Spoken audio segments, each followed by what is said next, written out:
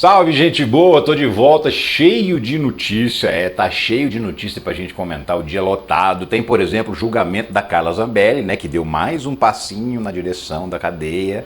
Agora ela vai ser julgada naquele processo famoso que ela perseguiu um homem na rua com uma arma em punho. Lembra disso? Pois é. Também tem Bolsonaro puto com o Supremo Tribunal Federal. Pra variar, né? Dessa vez ele perdeu mais um argumento de defesa. O Bolsonaro defendia que ele não tinha que ser julgado pelo STF, que como ele não é mais presidente, não é mais nada, ele tinha que ser julgado lá na primeira instância da justiça. Esse argumento caiu também num julgamento do próprio STF, como eu vou te contar. Também vou falar da inflação, né? Saiu no índice de inflação de fevereiro, o índice veio uma alta e aí tem gente falando assim, meu Deus, a maior inflação dos últimos 20 e tantos anos. Calma que isso é mentira, mentira, tá? Manipulação da notícia para criar uma manchete alarmista e fazer você clicar. A inflação precisa ser combatida, ela realmente subiu, mas está longe de ser a maior inflação dos últimos 20 e tantos anos, conforme você vai ver nesse vídeo aqui. Inclusive, tem bolsonarista, adivinha, contra a redução de impostos dos alimentos. Eles querem que o governo cobre impostos de você que é pobre e precisa comprar comida. Eles estão contra, se movimentando, tá? Também tem pedido de impeachment do Paulo Gonet. Adivinha quem pediu? Óbvio, mais um senador bolsonarista está alegando que o Gonet abusou da autoridade, torturou o coitadinho do Mauro Cid. A justiça barrou a privatização das escolas no estado de São Paulo, então o Tarcísio não vai conseguir vender as escolas públicas para empresas privadas. E tem também a notícia de que o Bananinha, o Eduardo Bolsonaro, vai sim ser presidente da Comissão de Relações Exteriores da Câmara e não há muito o que se fazer nesse sentido. Com ou sem passaporte. Aliás, cadê o cara? Já voltou dos Estados Unidos? E o passaporte? Vai tomar ou não vai? Então, é sobre tudo isso que eu vou falar com você nesse vídeo aqui. Então, vem comigo, sou Ricardo Mello, explicador-geral da República, estou aqui para traduzir o politiquês para o bom e velho português, nacional ou internacional, seja lá qual politiquês for, tô dentro para conversar com você. E já te peço para sentar o dedo no like, se inscrever no canal, ativar o sininho, entrar no grupo de WhatsApp, porque o conteúdo chega sempre primeiro lá. O link está aqui na descrição do vídeo, é só clicar e entrar. Você também pode contribuir com o financiamento coletivo, que é o que banca esse trabalho aqui diariamente. Você pode ser membro do canal, aqui embaixo tem um botão, que é o Seja Membro, aqui em cima tem essa chave Pix, que é o que a maioria usa, mas se não tiver, não esquenta a cabeça, tá? Deixa um like, um comentário, uma inscrição, deixa um engajamento esperto, que tá pago. Então vamos, porque tem notícia pra caramba pra gente falar e bora começar logo. Então a primeira já é essa aqui, ó. STF marca julgamento de Zambelli no caso de perseguição armada em São Paulo. Você se lembra dessa história? Olha a fotografia da Zambelli aqui, ó. Com arma em punho no centro de São Paulo, entrando num bar, apontando para um homem negro, ameaçando, fazendo esse homem pedir desculpas para ela, ou seja, intimidando um eleitor de esquerda, uma pessoa que é diferente dela no espectro ideológico. Isso tem nome, chama crime. E que crime? Porte ilegal de arma na visão da Procuradoria-Geral da República, e isso aí pode gerar uma pena para ela aí de alguns aninhos de cadeia, conforme você vai entender. O que é que acontece? O Gilmar Mendes é o relator do processo no Supremo Tribunal Federal e está lá no Supremo porque ela é deputada federal, né? Então ela tem foro por prerrogativa de função, que é o famoso foro privilegiado, e por conta disso ela só pode ser julgada no STF. O Gilmar Mendes liberou o processo para julgamento. O julgamento começa nessa semana que vem e vai durar uma semana, é o julgamento virtual. Os ministros votam pela internet, escrevem lá o voto e mandam, enviam. Não precisa ter aquele debate diante das câmeras, um conversando com o outro, nada disso. Ela vai ser julgada no julgamento virtual. E se for condenada, vai ser condenada por porte ilegal de arma. Mas espera aí, na defesa dela, o que ela tem dito é que ela tinha porte de armas, que ela tinha autorização para andar armada. Então não é porte ilegal de arma, é isso? Então, aí é que tá. No entendimento do Procurador-Geral da República, o porte de arma tem determinadas características. Você tem direito a usar uma arma para se defender de uma injusta agressão. Nesse caso, ela sacou uma arma e perseguiu um homem que estava correndo dela. Não estava indo na direção dela para agredi-la, estava correndo, fugindo dela. Então, ao sacar a arma, apontar, entrar num bar, humilhar o cara, ameaçar o cara achando que ia morrer, aquela coisa toda, o que ela fez foi o uso ilegal da arma. neste caso, o porte de arma que ela tinha não a protege, porque ela não usou a arma para se defender, ela usou a arma para atacar. E aí, o porte de arma não prevê que você possa usar a arma para atacar os outros no meio da rua. Então, neste caso, ela vai ser julgada e provavelmente vai ser condenada. Ela foi tornada réu por 9-2 na votação do STF. Só o Cássio Nunes Marques rejeitou a denúncia, bolsonarista, e o outro, terrivelmente bolsonarista, o André Mendonça, falou que não tem nem que ser julgado aqui, porque caso é criminal, não tem nada a ver com o mandato e tal, mas só que tem tudo a ver com o mandato. Por quê? Porque ela não está discutindo porque comprou um carro e o carro veio com defeito, ela não estava discutindo porque tomou um café e o café estava sem açúcar, ela estava discutindo com um cara por política. Ela estava, então, na atividade política e, por isso, está vinculada ao mandato dela de deputada federal. Por essa razão, por 9-2, o Supremo decidiu que era lá mesmo que ela tinha que ser julgada e ela virou ré e agora vai ser julgada, vai ser condenada se tudo correr como a gente imagina, né? Porque a lei é a lei, é isso que está escrito na lei. E aí, se ela for condenada, o que acontece? Ela perde automaticamente o mandato. Crime de porte ilegal de arma dá pena de 2 a 4 anos de prisão, né? Então, se ela for condenada, também está na lei, está na Constituição, que o deputado perde automaticamente o mandato. Então, aí, ela que já está cassada, mas ainda está recorrendo, seria cassada de novo pela condenação por porte ilegal de arma. Sim, ela já está cassada, não sei se você se lembra. Carla Zambelli tem mandato de deputado cassada pelo TRE de São Paulo e fica inelegível após divulgar fake news sobre processo eleitoral. Ela já foi cassada pela Justiça Eleitoral de São Paulo, só que a Justiça Eleitoral de São Paulo é a segunda instância da Justiça Eleitoral. Ela ainda pode recorrer para o Tribunal Superior Eleitoral, o TSE, no cargo. E aí, se ela for cassada também no TSE, ela ainda pode recorrer mais uma vez ao STF, porém, se ela for cassada pelo TSE, ela sai do cargo e ela vai recorrer fora do cargo. Porém, sendo condenado por crime, esse crime aí da arma, aí não tem choro nem vela, ela é cassada de vez. Por quê? E cassada e fica inelegível por 8 anos, tá? Porque todo político que é condenado por um órgão colegiado, ele é enquadrado na lei da ficha limpa e não pode ser candidato durante 8 anos.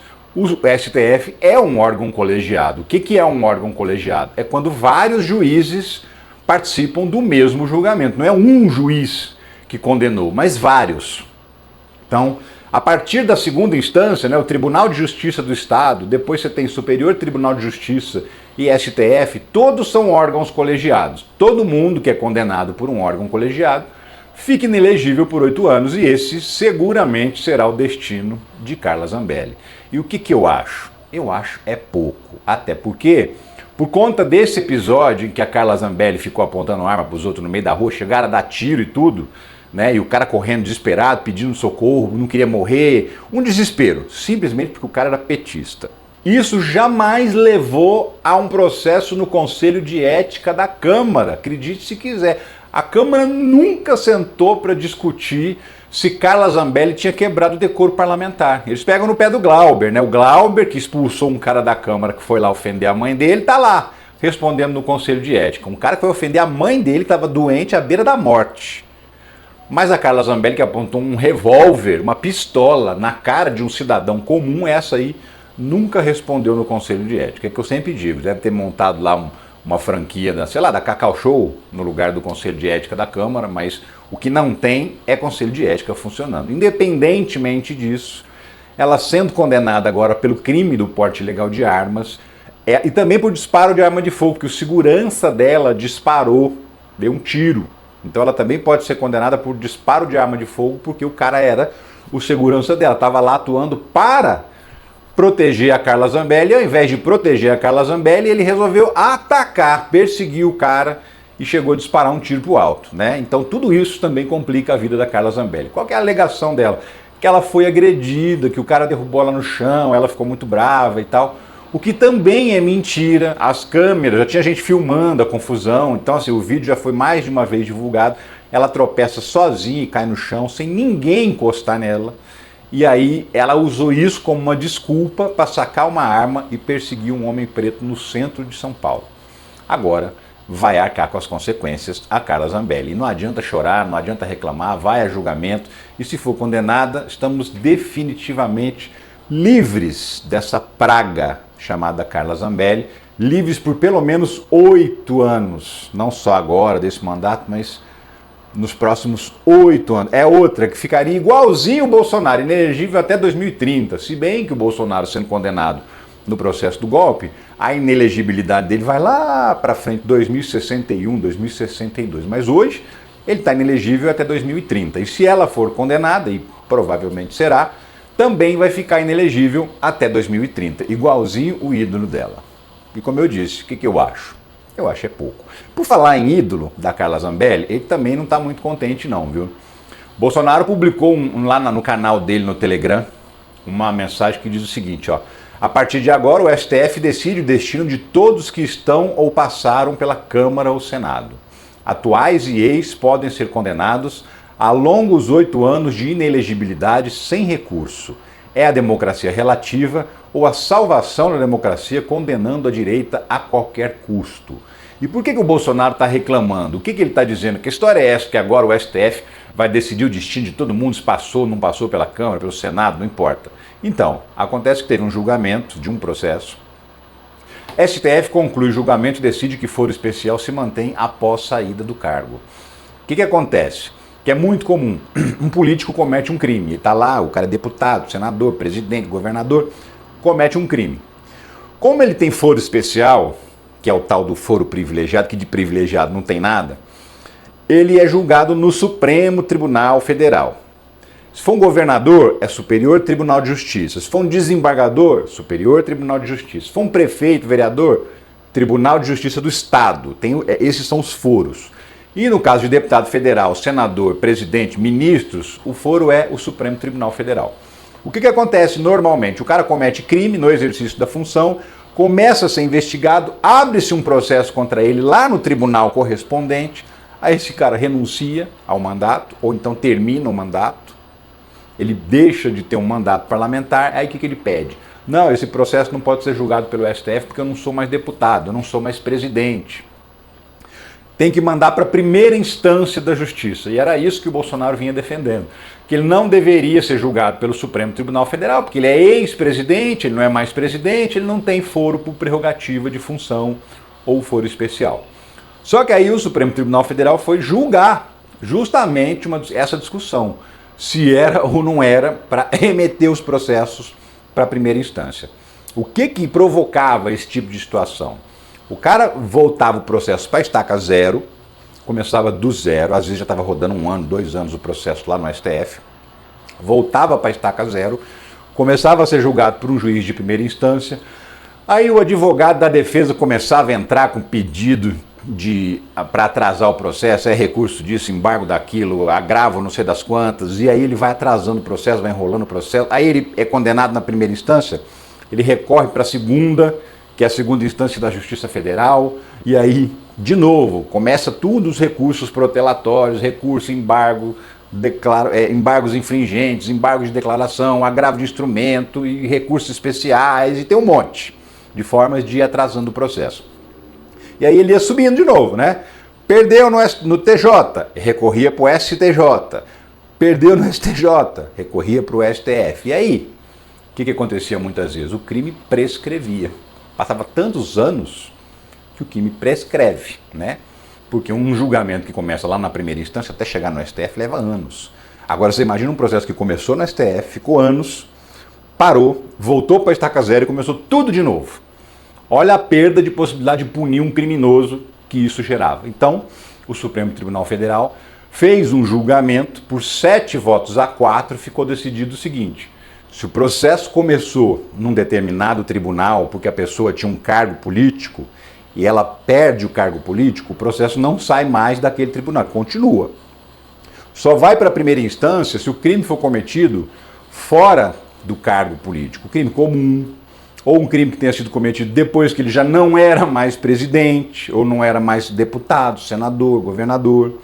Neste caso, aí o processo vai para a primeira instância. Mas, se o crime tiver sido cometido no exercício do cargo, ele vai ser julgado no tribunal onde começou o processo. Então, como o processo do Supremo Tribunal Federal lá do golpe começou lá, vai até o fim lá, não importa se o Bolsonaro deixou de ser presidente, começou lá. E aliás, começou lá e nem tem como mudar, porque também está no regimento interno do Supremo Tribunal Federal que quando o tribunal é atacado ou quando os ministros são atacados, é o próprio Supremo Tribunal Federal que julga esse processo. E é exatamente o que aconteceu. Lá desde 2019, os ministros são ameaçados de morte, sofrem todo tipo de pressão. O Bolsonaro fez tudo aquilo que eu já falei em inúmeros vídeos aqui. Ah, não vou mais obedecer às ordens do Xandão. Lembra disso que o Bolsonaro falou num comício lá em 2021? Pois é, então, por conta de todas essas ameaças, foi instaurado um inquérito policial da Polícia Federal pelo Supremo Tribunal Federal. Então o processo já começou no STF, vai no STF até o final. Um argumento a menos para o Bolsonaro, que fica tentando sair das mãos do Alexandre de Moraes, mas não vai conseguir. Vai ser julgado, vai ser condenado, vai para a cadeia e no dia que ele for para a cadeia eu vou estar aqui de roupa especial. No dia que ele for condenado eu vou estar de smoking, já falei, né? Vim de terno no dia que ele foi denunciado, venho de smoking. E no dia da prisão mesmo a gente ainda vai pensar que tipo de roupa que eu vou usar. Mas eu vou usar e você vai ver por quê. Porque ele vai ser condenado. Essa que é a grande realidade. E aí o Bolsonaro tá bravinho, né? Reclamando aos quatro ventos. Todo mundo, os bolsonaristas reclamando dessa decisão do STF. Justamente porque tira mais um, né? Já tinha tirado outro. Já tirou o argumento do tem que afastar o Xandão. O STF foi lá e falou, não tem. Tem que afastar o Dino e o Janin. E o Zanin, o STF falou, não tem. Foi só perdendo argumentos, agora perdeu mais um. Não pode julgar no STF. Pode sim, o STF decidiu que pode. E é isso. Enfim, tem muita gente falando também da inflação, né? A inflação que veio alta esse mês de fevereiro, veio com 1,31%, uma inflação pesada, né? E aí eu queria comentar justamente isso com você. Inflação de fevereiro acelera, a inflação do país acelera em fevereiro e fica em 1,31%, pressionada por alta na conta de luz. É o maior aumento do IPCA para o mês desde 2003, segundo o IBGE. Então, por conta dessa história de é o maior aumento do IPCA para o mês desde 2003, tem gente dizendo, meu Deus, a maior inflação dos últimos 22 anos, Lula está levando o Brasil para o buraco. Então, essa informação, não essa que está aqui na tela, mas essa informação das pessoas dizendo que é a maior inflação em 22 anos, ela é mentirosa. Sim, não é verdade isso. A maior inflação, uma maior que essa, inclusive, aconteceu no governo Bolsonaro. E nem era período de pandemia, já era 2022, tá? É a maior inflação para o mês de fevereiro. Então, se você pegar fevereiro de todos os anos, essa foi a mais alta. Então, não é a maior inflação em 22 anos. É a maior inflação no mês de fevereiro, só. Tá? Porque ela é contada de um mês para o outro. Então, janeiro tem 0. Fevereiro tem 1, você fala, bom, a inflação subiu de janeiro para fevereiro. Fevereiro tem 1, se março for 2 a inflação subiu 1% em março. Por quê? Porque ela é comparada com o mês anterior, tá? A inflação hoje está em 5,05%, se não me engano, no acumulado de 12 meses, então assim, ela está alta, precisa ser combatida, precisa ser reduzida, mas não é a maior inflação dos últimos 22 anos. Isso é muito importante você saber. Tá, mas e daí se é maior, se não é maior? Tá grande, tá alta, né? E por que ela tá alta? Isso é o que importa, isso é o que interessa. Tá lá, pressionada por alta na conta de luz, né? A conta de luz subiu 16% no mês de fevereiro, na comparação com janeiro. Não é que ela subiu 16%, teve um reajuste de 16%. Não, na comparação com janeiro. E por que tem esse salto tão grande? Porque em janeiro teve uma redução de quase 15% no custo da energia elétrica. E quando isso acontece, foi um bônus que foi pago, né, um bônus lá de Itaipu, tinha um dinheiro sobrando e o governo resolveu fazer o quê? Devolver esse dinheiro para o consumidor na forma de desconto na conta de luz. Então, em média, a conta de luz ficou R$ 49,00 mais barata, principalmente para as pessoas mais pobres, no mês de janeiro, por conta dessa repasse do bônus de Itaipu. Então, quando a energia elétrica vem assim, aí ela cai em janeiro e ela volta para o patamar de antes, em fevereiro, porque o bônus foi só uma vez, foi só em janeiro, então ela tem uma subida abrupta, porque ela tinha caído muito. Por isso que a inflação chegou a 1,31, comparada com janeiro, tá? Chegou a 1,31, sendo que metade disso é o reajuste da energia. Então, se não fosse essa mudança da energia, a inflação teria ficado em 0,66%, não 1,31%. Teria ficado metade do que ficou. Para você ter uma ideia, essa redução do custo da energia elétrica em janeiro fez a inflação despencar para 0,11%. Quase inflação zero em janeiro, o que também não é normal. Está fora dos padrões. Mas por quê? Por conta do famoso bônus. Para você ter uma ideia, aconteceu a mesma coisa no governo Bolsonaro. Teve um período em que foi pago um bônus de energia elétrica com desconto na conta de luz. O bônus era de 3 e poucos por cento. No mês seguinte, subiu 4% a energia. Por quê? Porque o bônus é pago, o dinheiro cai, a conta cai, depois ela volta para o mesmo lugar. Então sobe, certo? Então esse cálculo estatístico demonstra que a inflação subiu em relação ao mês passado, mas o número é mais impressionante do que a realidade. A realidade não é tudo isso, tá? E aí, você vê, o ovo subiu 15%, também contribuiu. O café continua subindo. Inclusive, a gente vai falar sobre isso. Por que que o ovo sobe, o café sobe? Foram alguns dos vilões, né? Então, por quê? Está faltando ovo no mercado mundial. Não é só no Brasil, não. O Brasil é um grande produtor de ovo. E por que está faltando ovo? As galinhas não estão botando? Então, as galinhas não estão botando porque as galinhas morreram, principalmente lá nos Estados Unidos. Teve um surto de gripe aviária, morreram milhões e milhões e milhões e milhões de aves, então reduziu drasticamente a produção de ovos nos Estados Unidos. Isso fez o preço lá disparar. Pra você ter uma ideia, uma cartela de ovo lá nos Estados Unidos custa em média R$70. R$70, tá? E aí, para não faltar ovo para o americano, porque você sabe, né? Americano toma café da manhã, ovo, bacon, aquelas coisas todas. Para não faltar ovo na mesa do americano, os Estados Unidos começaram a importar ovos. E aí estão importando ovos de quem produz muito. Entre os países que produzem muito está o Brasil. Então, para quem produz ovo, para quem tem granja aqui no Brasil, está vantajoso, ao invés de vender esse ovo aqui no supermercado, está vantajoso vender lá nos Estados Unidos.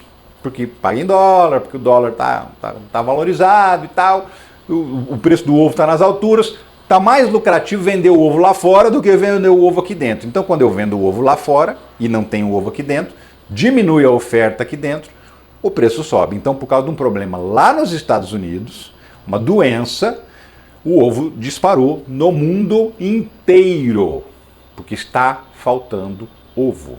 E o café? O que aconteceu com o café? Por que continua subindo? Está subindo desde janeiro do ano passado. O café aumentou de preço, também por conta de problemas climáticos. Teve calor demais em algumas regiões, seca, teve chuva demais em outras regiões, né? E também tem um outro fator, tem 1 bilhão de pessoas a mais tomando café no mundo. A China não tomava café. O negócio da China era chá. Só que os jovens chineses começaram a tomar café, descobriram o café e de repente a China virou um grande consumidor de café. Então, além de estar produzindo menos café, porque teve queimada, que acabou com os cafezais inteiros, perda de produção, teve seca e teve enchente, que acabou com os cafezais. Então, além de estar faltando café, tem mais gente querendo comprar café no mundo. E isso também faz com que o preço suba, porque tem mais demanda do que oferta. Mesma coisa, está compensando vender café para a China, porque a China está comprando uma barbaridade de café, aí não sobra café para vender aqui no supermercado do Brasil, o pouco que sobra, sobe de preço. São dois fatores que não tem nada a ver com ações governamentais. Fosse o presidente que fosse Bolsonaro, Temer, Dilma, Fernando Henrique, Sarney, fosse a ditadura militar, estava acontecendo exatamente esses mesmos aumentos do café e do ovo, principalmente, que aconteceram antes. A energia elétrica, essa outra matéria, ela fala isso, ó. Preço da energia elétrica dispararam 16% em fevereiro, que é justamente aquilo que eu estava falando, que é do desconto que foi dado no mês antes.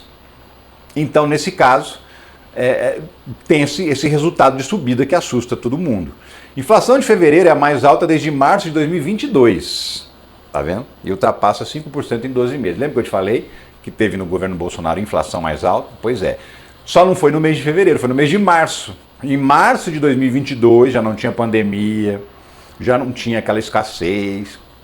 A inflação foi 1,61% em março de 2022. Agora foi 1,31. Então, a inflação no governo Bolsonaro, no mês de março de 2022, foi 0,30% acima da inflação que acabou de ser registrada. Então, não, é sazonal, tá? Sobe um mês, cai outro mês, como eu te falei, a inflação de janeiro foi praticamente zero.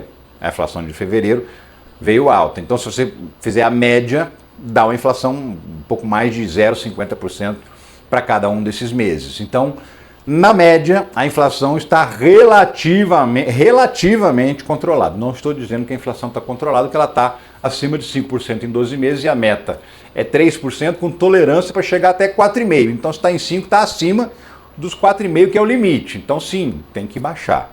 E é por isso, a inflação dos alimentos, principalmente, ela já caiu, tá? Não é que baixou o preço do alimento, subiu menos. O que sobe não volta, gente. Isso a gente tem que ter noção. O que sobe não volta, tá? Então, passou a subir menos. A inflação dos alimentos em fevereiro foi menor do que a inflação dos alimentos em janeiro. E foi menor do que a inflação dos alimentos em dezembro. Então, a inflação dos alimentos está caindo, mas ela ainda existe, tá? E aí, um dos motivos pelos quais o governo está lutando e decidiu anunciar, lutando é para acabar com esse preço alto dos alimentos. Ele anunciou uma isenção dos impostos de importação de 10 alimentos que são muito importantes para o consumo do brasileiro. Então, se esses alimentos estão mais baratos lá fora do que aqui dentro, tira o imposto de importação para esse produto entrar aqui e fazer concorrência e aumentar a oferta de alimentos no Brasil e fazer o preço cair. É uma coisa natural, lógica, tranquila, né? Agora, grupo de bolsonaristas protesta contra corte de impostos de alimentos. Você fala, não acredito. Sim, acredite, é verdade.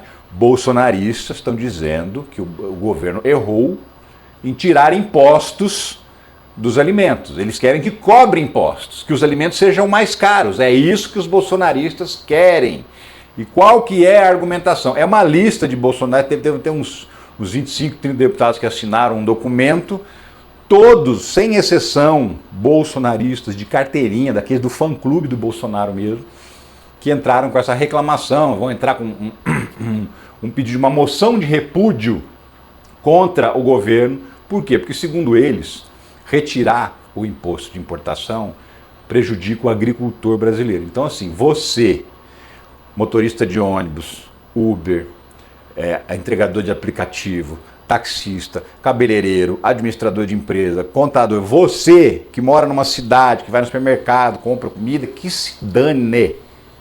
Eles estão preocupados com o fazendeiro, que tem a caminhonete dele, zero, financiada no Banco do Brasil. E ainda eles usam o argumento mais absurdo que eles usam é o seguinte: eles usam o argumento de que o agricultor, o produtor rural brasileiro já está atolado em impostos e aí agora vem um produto sem pagar imposto, que é uma concorrência desleal. Onde que o produtor rural brasileiro paga imposto alto? Nem imposto paga, não tem imposto de exportação de alimento, não tem imposto aqui dentro. O cara recebe empréstimo de mãe para filho. Aliás, se você pedir dinheiro para tua mãe, o juro que ela vai te cobrar é mais alto do que o juro que o Banco do Brasil cobra para um agricultor. O cara compra caminhonete com desconto de 30%. E aí ele ainda está reclamando, está dizendo que eles pagam muito imposto. Que imposto? Eles não pagam imposto nenhum, levam 500 bilhões no plano safra todo ano que o governo coloca lá para emprestar dinheiro a quase juros zero. Quase zero para esses caras produzirem alimento, justamente para o alimento ficar mais barato. Eles não colocam o alimento barato, aí você interfere e fala, não, vou colocar concorrência aqui, porque se eu tiver concorrência, esse produto vai baixar o preço. Mas os bolsonaristas não, eles preferem defender o fazendeiro milionário, que tem sua caminhonete zero, que tem sua casona, que viaja para a Europa, que faz negócio de mãe para filho com o governo. Eles preferem defender esse cara do que você que está me assistindo, que vai no supermercado, na cidade, fazer uma compra, que tem uma profissão comum, que não é agricultor, você que se dane, você que se lasque, você que pague o preço que tiver que pagar. Essa é a mentalidade dos deputados bolsonaristas. E é isso, é meio inacreditável, mas é verdade. Os bolsonaristas estão querendo que você pague imposto. Depois eles dizem que são liberais, depois eles dizem que querem tirar o Estado das costas do cidadão. Mas eles querem imposto para você comprar comida mais cara. né? E aí é hora de você cobrar o seu deputado, né? Porque a lista é grande, não está difícil achar, é o Zuco, tem uma galera, mas tudo bolsonarista. Se você é bolsonarista, bote o rabinho entre as pernas, vá cobrar seus deputados, porque eles querem que você, quando for no supermercado comprar comida, pague mais caro. Então, aguenta. Se é bolsonarista, aguenta, ou então vai lá, reclama, protesta, pega no pé do seu deputado, para ele parar de falar merda, para ele parar de fazer besteira, certo? Por falar em bolsonarista fazendo besteira, agora resolveram pedir o impeachment do Paulo Gonet, acredita? Paulo Gonet, Procurador-Geral da República, denunciou o Bolsonaro agora pelo golpe de Estado, né? Então, Paulo Gonet, entraram com pedido, estão entrando com pedido de impeachment, estão coletando assinatura para pedir o impeachment dele. Acredite se quiser, ó. Girão, é o senador Eduardo Girão, pede apoio dos senadores a pedido de impeachment de Gonet. Sim, ele fala na tribuna, ele pediu para outras pessoas procurarem ele para assinar o pedido e tal. Baseado em quê? O que o Gonet teria feito tão grave para merecer um impeachment? Bom, segundo o Girão, você lembra aquele depoimento do Mauro Cid? O último. Aquele que ele entregou mesmo, por quê? Porque descobriram que ele estava mentindo, e aí deram uma enquadrada nele e falaram, ó, a gente já sabe que você está mentindo, a gente tem provas de que você está mentindo, se você quiser continuar mentindo, você vai perder os benefícios da delação. Aí, Mauro Cid falou, não, vou contar a real. E aí contou toda a verdade, toda essa verdade que está na denúncia da PGR, que a gente ficou sabendo pela imprensa, comentei aqui também.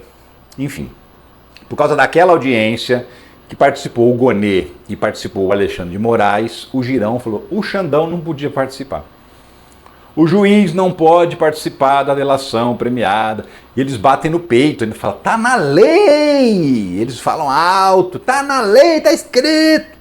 Mentira, não está escrito isso na lei, nem de longe. O que está escrito na lei é outra coisa. Está escrito na lei o seguinte, que o juiz ele não pode participar da negociação da delação premiada. Por quê? Porque o delator ele fala, ó, o que você quer para delatar? Ah, eu queria, no caso do Mauro Cid, vamos pegar um caso concreto. Eu queria no máximo 2 anos de prisão, porque senão eu perco lá a minha aposentadoria lá no Exército, passar de 2 anos o cara é expulso. Eu queria no máximo 2 anos de prisão. Eu queria não perder os bens que foram apreendidos e eu queria que meu pai, minha esposa e minha filha não fossem processados. Isso é o que ele pediu. E aí a Polícia Federal, que foi quem fechou o acordo com ele, falou, ok, vamos levar essa proposta e a Justiça vai decidir se você vai ter direito a isso aí que você está pedindo ou não. Tá? O juiz não pode participar dessa conversa, dessa negociação. Ah, eu quero 2 anos, quero 1 ano, quero perdão, quero não sei o que e tal. O outro fala, não, perdão não te dou, mas te dou um pouco mais, um pouquinho de pena, você vai ter que pegar. Essa negociação, ela não pode ter participação do juiz, é fato, está escrito isso na lei. Porém, depois que a negociação já foi fechada, depois que a delação premiada é homologada pela Justiça, nos depoimentos, nas oitivas desse delator, o juiz pode, não só pode, como ele participa. Sempre, no caso do Supremo Tribunal Federal, nem sempre o Alexandre de Moraes pode estar lá na sala ou na videoconferência, mas quando ele não está, tem um representante dele lá, tem um juiz auxiliar, porque os ministros do Supremo Tribunal Federal têm juízes que são assessores deles e participam do encaminhamento dos processos no lugar representando o ministro relator. Então, toda vez que o Mauro Cid prestou um depoimento, mentindo ou falando a verdade, tinha lá um juiz auxiliar que estava representando o Alexandre de Moraes, tinha lá alguém representando a Procuradoria-Geral da República, ou o próprio Paulo Gonet, ou um outro procurador que ele designa, estava lá o próprio Mauro Cid, e estava lá sempre 1, 2 ou às vezes 3 advogados do Mauro Cid para garantir que estava tudo certo. Então está tudo dentro da lei, aquele papo que o Xandão teve, dizendo, olha, você vai perder os benefícios, seu pai vai perder os benefícios, sua esposa vai perder os benefícios. Você quer ou não quer? Porque é a última chance que nós estamos te dando de falar a verdade. Esse papo é perfeitamente normal e esse papo também foi chamado pelo Girão, o Girão é esse aqui, ó, pelo Girão de tortura psicológica. Os caras são muito frouxos, né? Porque assim, no passado os ditadores colocavam os opositores no pau de arara, davam choque, né? Agrediam de várias formas, isso era tortura. Agora, se falar um pouquinho mais grosso com o cara é tortura. Eles são sensíveis? Não, eles são frouxos mesmo. Bolsonarista é covarde, é o bicho mais covarde, mais frouxo que existe, né? Então assim, falou grosso com o Mauro Cid, coitadinho, torturou o Mauro Cid, ai meu Deus do céu, vamos pedir o impeachment do Gonet. E aí o Girão está pedindo impeachment do Rouanet. Vai dar onde isso? Vai dar com a cara no muro, obviamente que não vai dar em nada. Se bobear, não vai conseguir nem as assinaturas. Quer dizer, as assinaturas pode até ser que consiga porque tem lá um tanto de bolsonarista, né? E bolsonarista é isso aí mesmo que você está vendo. Então, esses bolsonaristas certamente vão assinar, mas eu tenho certeza que nenhum deputado, senador, nenhum que não seja bolsonarista, um não bolsonarista jamais vai assinar uma barbaridade dessa. E mesmo que assinar, vai parar onde? Em lugar nenhum. Isso não vai ficar por isso mesmo. E, obviamente, não vai ter impeachment do Rouanet. Mas, assim, tentar, eles tentam, né? Fazer o quê, né? Eles vão até onde conseguem. Mas, nesse caso, não vão conseguir muita coisa, não. Queria mudar de assunto, falar contigo sobre uma derrota do Tarcísio de Freitas, importante, tá? Porque ele queria privatizar as escolas. E aí, ó, Justiça suspende leilões de Tarcísio para concessão de escolas à iniciativa privada. O Tribunal de Justiça do Estado de São Paulo falou, o ambiente escolar ele é inteiramente pedagógico, então ele não pode ser privatizado. A escola é todinha pública. Vou te explicar o que o Tarcísio queria. Ele queria privatizar a área administrativa das escolas. Segurança, compra de merenda, limpeza, pintura, manutenção do prédio, essas coisas. Aí, quem seriam os servidores estaduais de uma escola? Professor, diretor, coordenador pedagógico, mais ninguém. Todo o resto é uma empresa que lucra uma bela grana para administrar, para manter o prédio pintadinho, manter as carteiras limpas e tal. E aí, a APOESP, que é a Associação dos Professores do Estado de São Paulo, entrou com um processo alegando justamente que todo o ambiente escolar é pedagógico. Tudo que tem dentro de uma escola é parte do aprendizado. Até o pátio é pedagógico. Então não tem cabimento entregar essa parte para a iniciativa privada, porque é dever do Estado dar educação pública de qualidade para o cidadão. Então o juiz foi lá e falou, não vai privatizar nada. Já teve 2 leilões. E cancelou os leilões. Não está valendo. Quem participou de bobo e alegre, não vai ter privatização de escola em São Paulo. Teve no Paraná ainda não teve vitória de quem está contestando, mas o secretário de Educação de São Paulo é o mesmo que era do Paraná. Ele veio do Paraná, inclusive, para isso, para fazer aqui as coisas que ele fazia no Paraná, o Renato Feder. Se deu mal nesse caso, não vai conseguir privatizar as escolas, o buraco é mais embaixo em São Paulo e não vai rolar. Então o Tarcísio está frustradinho, chateadinho, de biquinho, né? Porque não vai conseguir vender as escolas, é isso, vender as escolas do Estado de São Paulo. Não vai conseguir e eu acho é muito pouco. Né? Tinha que ter até uma punição na minha avaliação, mas enfim, vamos seguir. Mais uma última notícia aqui, que o Bananinha, o Eduardo Bolsonaro, deve mesmo ser indicado para ser o presidente da Comissão de Relações Exteriores da Câmara. Mesmo com essa história do passaporte aí. Eduardo Bolsonaro será indicado para comandar a Comissão de Relações Exteriores com ou sem passaporte, diz líder do PL. Quem é o líder do PL? É o deputado Sóstenes Cavalcante, do Rio de Janeiro. Quem é o Sóstenes Cavalcante do Rio de Janeiro? É o cara que apresentou um projeto de lei que é o Estatuto do Estuprador, aquele projeto de lei que pretendia obrigar uma mulher que foi estuprada a ter o filho do estuprador. É esse cara que é o líder do partido do Bolsonaro e está dizendo, vamos indicar o Dudu Bananinha, sim senhor. E aí o que é possível fazer? O PT tentou evitar, começou a negociar, conversar com o presidente da Câmara e tal, o Hugo Mota, e o Hugo Mota disse, não tem muito o que fazer a não ser pedir. Por quê? Porque é o PL que indica o presidente da comissão. Como é que funciona essa distribuição das comissões? É assim, o maior partido, ele indica os cargos da comissão X, o segundo maior partido indica as comissões Y, o terceiro as comissões Z e assim vai. E aí, por preferência, o primeiro partido, lá o maiorzão, ele escolhe as comissões e indica. Então, é direito do PL, por ser a maior bancada da Câmara, tem 90 e tantos deputados, quase 100, indicar o presidente da Comissão de Relações Exteriores. E ele indica quem ele quiser dentro do partido, quem ele quiser, quem ele bem entender. E aí eles falaram que vão indicar o Eduardo Bolsonaro, por quê? Justamente por conta da briga que o Bolsonaro está empreendendo contra o Brasil lá nos Estados Unidos. Vamos lembrar que o Eduardo Bolsonaro já está nos Estados Unidos há 15 dias, e ele é deputado brasileiro, e a gente... 15 dias ele já recebeu de salário 23 mil reais, porque ele ganha 46 mil por mês. Nós já pagamos para ele 23 mil reais só nessa temporada, porque ele já foi 4 vezes para os Estados Unidos. Só nessa última, nós já pagamos 23 mil para ele ficar lá, conspirando contra o Brasil. pagando de salário para ele. Fora outras despesas que a gente paga, que são despesas altas.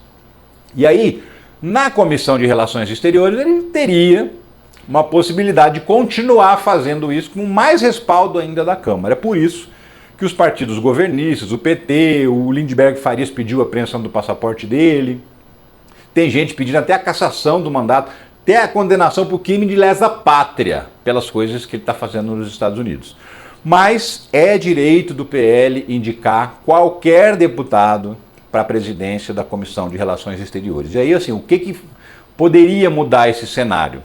Bom senso, né? O PL fala, não, beleza, o cargo é nosso, vamos indicar alguém, mas não vamos indicar o Eduardo Bolsonaro porque está no meio de uma polêmica meio pesada, vamos indicar outra pessoa, né? Poderiam fazer isso se quisessem e se tivessem bom senso. Mas como eles não têm nenhum bom senso, eles vão insistir em colocar o Eduardo Bolsonaro na presidência da comissão, né?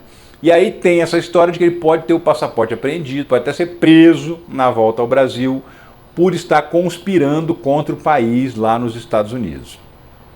Por que Gonê deixou para depois a análise do pedido sobre o passaporte de Eduardo Bolsonaro? O Lindbergh Farias e o Rogério Corrêa são dois deputados do PT, o Guilherme Boulos também entrou com uma ação do PSOL, pedindo a apreensão do passaporte do Bananinha. Aí é uma notícia crime, porque está dizendo que ele está cometendo crimes contra a soberania brasileira. Esse pedido é feito no Supremo Tribunal Federal. Por lei, o Supremo Tribunal Federal remete essa notícia crime para o Ministério Público. Eu falei, ei, o que vocês acham? Apreende ou não apreende? Vocês acham que realmente essa denúncia faz sentido? Ele está cometendo crime? Aí o Ministério Público, no caso, o Procurador-Geral da República, ele opina, mas ele não manda, ele só opina, olha, eu acho que tem que apreender, eu acho que não e tal. E aí, com base no pedido, nas provas apresentadas e também na opinião do Ministério Público, a Justiça decide, Xandão decide se apreende ou não apreende o passaporte, se prende ou não prende Dudu Bananinha. Então, quando ele despachou esse projeto lá para o PGR, ele falou, ó, me responda em 5 dias, está no despacho, deu 5 dias de prazo. E aí, já passou esses 5 dias e o PGR não respondeu ainda.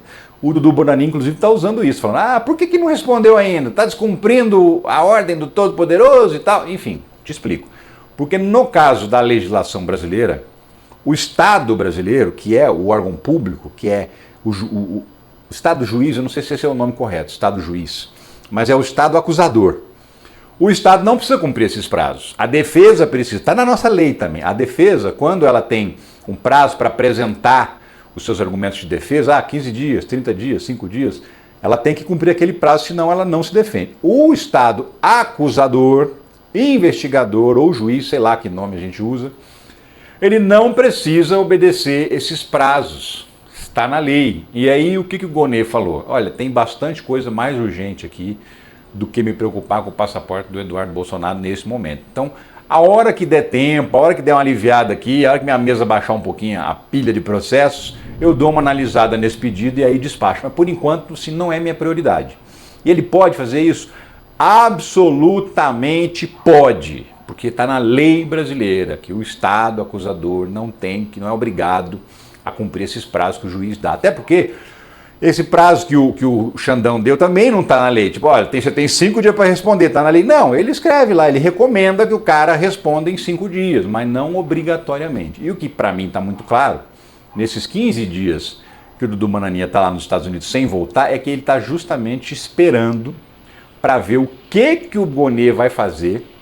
Porque se o Gonê falar que recomenda a apreensão do passaporte dele, Dudu Bananinha nem volta dos Estados Unidos. Vai virar mais um perseguido político da ditadura de toga, do Xandão no Brasil, do comunismo, etc e tal, da Venezuela que está vindo no Brasil.